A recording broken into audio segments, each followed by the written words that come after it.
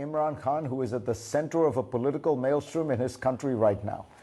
Imran, you know how the story goes, that the army was happy to work with you in your first incarnation. In fact, they supported you, but then they found you uncontrollable and they essentially engineered your ouster.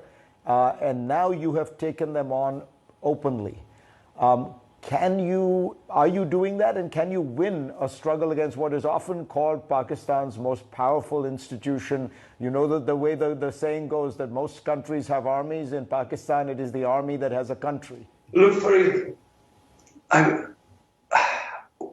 how can you win by taking on your own army? I mean, even if you win, it's a Pyrrhic victory. The country loses. I mean, Pakistan needs a powerful army. All you have to do is look around the Muslim world and just look at the devastation that is going on there.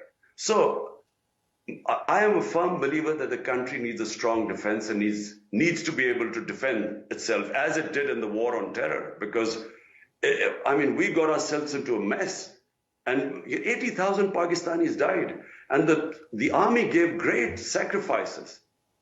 The problem right now is, first, let me just correct you. I never had a problem with the army. I worked knowing that they were entrenched. The army has been it's a fact of 75 years, the army has had 3 times they have ruled directly through martial laws. I mean, last 60 years, half has been ruled by the army and the half by the 2 families, Bhuttos and Sharifs. So I was working with them. I was working with General Bajwa. What happened when he decided to switch horses and abandon me and topple my government? I still am not sure. I'm still not sure of his motives. One of them he had struck a deal with the current prime minister for his extension. But I never knew what happened.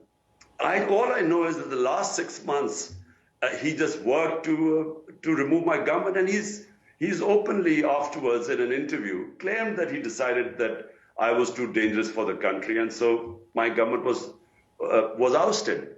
Since then, all I have said is that the solution to Pakistan's problems are in free and fair elections, because that's the only thing that would bring political stability in this country. And without political stability, our economy has just tanked. We now are in a worse situation than Sri Lanka was. I mean, Pakistan has never had the economy in such a tailspin as it is right now. The only way you can bring the economic stability is through political stability, which will come through elections. That's all I've been saying. Now, the problem I'm facing is that somehow the current lot, the what I call the PDM parties, they have aligned themselves with the establishment. And they have convinced the establishment that if there are elections, they are going to lose, which is a fact. Now, in order to keep me out, the whole democratic system is being dismantled. So when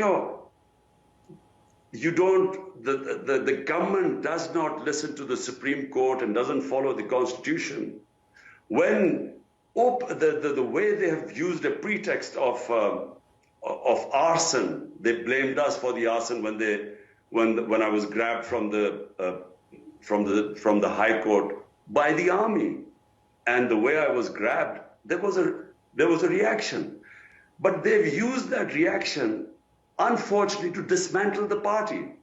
So I mean, they have over 10,000 workers are jailed. A lot of women have been jailed, which has never happened before.